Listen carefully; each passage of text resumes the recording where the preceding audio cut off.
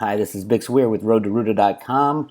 I'd like to go over the first part of my presentation down at the Anarchapulco Conference in Mexico. It is February 2017, and I think this presentation is very important in the freeing of our markets and the destruction of this banking cabal that control our lives. The road to Ruda. What is the road to Ruda? Everybody asks me where I got the name, where did it come from, what is it, what does it mean? They all know I'm a silver bug and a gold bug and a huge Bitcoin bug, but they don't know what road to Ruda means when they first find my work. So I'm going to give a little presentation on what Ruda is, where it came from, and what's going on behind the scenes. First of all, who or what is Ruda? Is it a character in a Federal Reserve comic book? Is it the basis of all electronic assets held within the global electronic monetary system? Is it a computer term, root A, representing the top-level prime directory of all computer programs? Is it the person responsible for the Y2K programming error? Wouldn't you like to find that person and stirring him up? Or is it Alan Greenspan? It's all of the above. Ruda represents all five of those things I just listed, and I'm going to show you how and why. First of all, Ruda is a character in a comic book that came from the Federal Reserve Bank. Believe it or not, the Federal Reserve Bank released a comic book in 1981 and then rewrote it and updated it for 2007. You know, 1981 was right during the inflation crisis of the 70s, and right when Ronald Reagan put together a gold commission report. He got the smartest thinkers in gold and monetary policy together and had a big report written on whether or not we should return to a gold standard in the United States. The ultimate conclusion of this report was released in 1982, and the conclusion was, no, we don't need to go on a gold standard yet, but unless we get the budgets under control and stop spending all this money, we're going to have to. And everybody knows what's happened since the early 1980s. The budgets have gone wacky. The debt has been built up to $20 trillion for the U.S., and everything they said in the report that they were going to have to stop has increased manyfold. So something clearly was going on in 1981. And then in 2000, we all know what happened in 2007 and 2008. Right before the big crash, they re-released this comic book. So I'm going to walk you through a couple slides of the comic, and you're going to see how bizarre, truly bizarre this comic is. So the comic's about a little girl who lives in a world of no color, and she finds colors, and she needs a golden light to grow the colored flowers. Really bizarre stuff, especially if it's coming from the Federal Reserve Bank. But this slide just tells you everything you need to know about what's going on behind the scenes, this gigantic battle between the good guys and the bad guys to take back our system. In this frame, Ruda's grandmother is telling Ruda how scary it is to go into the land of the big people, where big people live, and they might actually step on the little pebble people, which Ruda is one of. All her people are very afraid to go there. And you notice on this, in the writing, it's big bold print. They underline step on pebble people, and everybody's afraid to go there. Just bizarre and truly frightening if you're a little kid reading a comic book, and it's like, why is the Federal Reserve Bank of Boston putting out this kind of comic book? And why did they re-release it with a teacher's guide, 16 years later, right when the next crash was about to happen? And what I found going through this comic is that there's a hidden meaning. There's an absolute hidden meaning on what's going on, and it's all about the need for a gold standard, going back to a gold standard.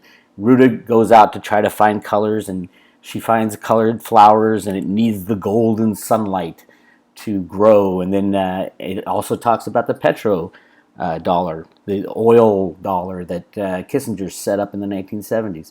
It is the most bizarre comic book you're ever going to see in your life, but when you analyze it and you look at it, you can say, oh my God, there's a story here, and they're telling us something that's about to happen. So everybody thought in the beginning when I found this comic book that I was crazy, absolutely nuts, and had nothing to do with the monetary system or the battle between the good guys and bad guys. As a matter of fact, they said the comic book is just a stupid comic book that the Fed didn't know what they were doing. Well, that's not true. The Fed also released a teacher's guide, which says exactly what they were doing. And in the teacher guide, all kinds of questions that'll come up with our monetary system, including the mayor of Pebbleton announces that since the colored flowers are so rare and valuable, they're going to be used as money with petals for change. And then it goes on. It asks like 65 questions within this Road to Ruda teacher's guide about reintroducing a gold-backed system. Really interesting stuff. And at the end, they even say this. They say, has this analysis of the social and economic implications of wishes and rainbows overstretched the metaphor? For anyone who might think so, we call attention to the market for tulips in the 17th century Holland. That's the big tulip bubble, and then they go into an explanation. And you can find these comics on the Federal Reserve Bank of Boston website. And all you got to do is do a Google search for the Road to Ruda, Fed Boston, or Wishes and Rainbows, Fed Boston. So the second question is, yes. First one is we know Ruda is a comic book character from the Federal Reserve Bank. The second question is Ruda the basis of all electronic assets held within the global electronic monetary system? When I was searching for Ruda, I was trying to find what does it mean. That name was so bizarre. What does it mean? And this is what I found. This came from a 1978 IBM manual explaining the program hierarchical structure of one of their mainframe systems, Systems Network Architecture, SNA. This is the basis and foundation of our monetary system in computer terms. Remember, electronic assets were not around before the 1980s. In the 1960s and 70s, people were writing computer codes that became the basis of our financial system today. And now everything is based on electronic assets, electronic promises. It's all electronic and it's all based off Root A right there. And the third question, is Ruda the computer term Root A representing the top-level prime directory of all computer programs? Absolutely yes. Root is a computer term. And it refers to the top-level directory of a file system.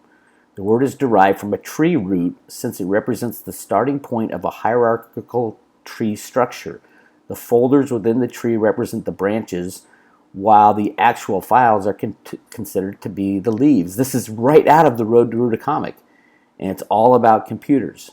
However, unlike a real-life tree, a data tree can be visualized upside down with the root at the top and the directories and subdirectories spanning downward. Root A would be the very first of a root directory. It is the prime mover. It is the beginning and basis of all our electronic and financial assets. And here's the other question. Is Ruda the person responsible for the Y2K programming error? No, it was not Al Gore, who claimed he invented the internet in the year 2000. He's not the guy who invented the computer programs to base our monetary system off, and he's not the guy who forgot to put 4 digits, and he just used 2 for convenience. Is Ruda actually Alan Greenspan? And that's it. That's who Ruda is. Alan Greenspan, the world's most prolific, most brilliant computer programmer in the world, and nobody knows it. Nobody knew it in the 60s when he was running his programs. Nobody knew it in the 70s when he was inventing electronic assets. Nobody knew it. There were some hints. Everybody said, why would Ronald Reagan put Alan Greenspan as the head of the Federal Reserve Bank in 1987? Greenspan wasn't a banker. He was a consultant. He was a gigantic gold bug. Gold is the anti-Federal Reserve Bank. Well, what was actually going on was Alan Greenspan had invented the very first computer programs to run our monetary system. He created financial assets, and I can prove it. He's also the only spokesman for Apple Computer that I know of outside of anybody who worked for Apple Computer. He was a spokesman for Apple Computer throughout the 70s and 80s. How come nobody knows this? There's even a commercial with Alan Greenspan, talking up the Apple IIc and talking against the government.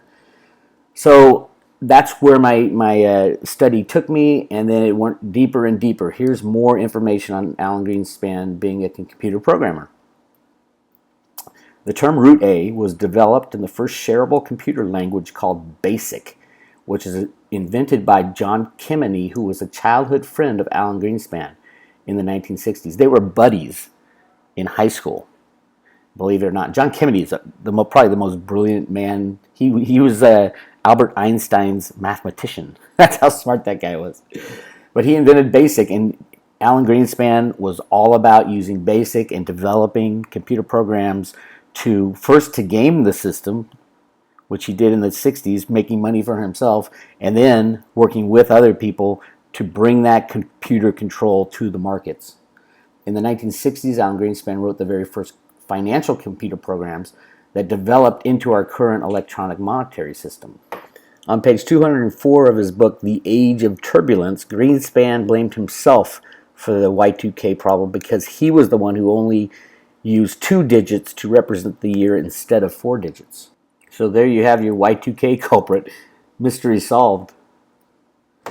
Famed economist Pierre Renfred said of Greenspan Company in the 1960s, "I have a mental picture of Alan at forums poring over his computer runs to evaluate whatever someone said and flipping the pages looking up numbers." Remember, in the 1960s, nobody had computers. Nobody. It was the military who used computers mainly, and it wasn't until the basic computing system in 1964, when it was released by Alan Greenspan's best friend John Kennedy, that people started even using computers. So Alan Greenspan was so far ahead of his time as far as computer programmers. He was the guy who invented financial assets, which we all have today. And don't forget, Greenspan was an Ayn Rand devotee and staunch gold bug, arguing for a return to the gold standard in his seminal paper, Gold and Economic Freedom, published in 1966. Monster gold bug turned head of the Fed, and when he got out of the Fed, he turned back into a gold bug. It is so obvious what happened. All along, Alan Greenspan, with his computers working with the Fed and the U.S. Treasury, have been rigging the markets to control the system. And how did Alan Greenspan get into the system anyway? His mentor was Fed Chairman Arthur Burns, who also wanted to return to a gold standard in his early career, only to flip-flop and run the monetary system at full speed through the 1970s, creating as much inflation as possible, which is the same thing that Alan Greenspan did, same thing that Bernanke did, and Janet Yellen is doing, although Yellen's kind of a tool. She's not exactly the brightest of all our central bankers, but the concept has been the same since the invention of the computer programs in the 1960s and 70s and their implementation to control the prices of gold and silver and the dollar and the stock market. And you can do it very, very easily if you control the strongest and fastest computers in the world, which the U.S. government does control that and has been implementing these programs since the 60s, 70s, 80s, 90s. It is still under the control of the U.S. Fed and the U.S. Treasury. And the guy who invented it is none other than Alan Greenspan. And his idea was to run the system as long and hard as possible, soak up all the benefits while you can of unbacked fiat money, build your military, build your infrastructure. And then when it gets out of control, blow the system and go back to a gold standard. And that's exactly what Alan Greenspan has said in the beginning he was going to do. And then when he was at the Fed, he said, "Oh, I got this under control," except he blew every bubble as big as possible on purpose. And that has to do with the economic principle developed in the 1960s called On the Road to the Golden Age. If you want to go back to a gold standard, the best and smartest way to do that is to run the system as long and hard as possible, print money to infinity, soak up all the benefits, and then crash the system and return to a gold standard. That's what was said in that the 1982 Gold Commission report at the end. It said we got to keep our budgets intact and under control. And what did they do? They ran them through the roof. So everything has been foretold. It is happening exactly the way it was planned to happen. And now we're nearing that end point. Alan Greenspan's even saying it's time to go back onto the gold standard. And it is time to go back onto a gold standard, but it will take the imploding of the system, and it is built and designed to implode. That's why they didn't put any regulations on derivatives or speculation. They're trying to blow these bubbles as large as possible such that the next time it crashes, it destroys everything, all the unbacked electronic assets. Part 2 of my presentation is why we should even care about Ruda. Why does this matter to us, even as investors in gold and silver or Bitcoin? What what will the implications of ending the road to Ruda do to the prices of those assets, and will they still be valuable after the coming crash? Thanks for tuning in. I'm still down in Acapulco having some rest and relaxation. Should be back next week. Those are the website addresses and YouTube and Twitter. Make sure you go to YouTube because I'm putting a lot of stuff up there lately, and it's kind of fun. We got 18 years to put onto YouTube. 18 years of research and information. So it's going to be fun doing that. I'm looking forward to it. Take care, all.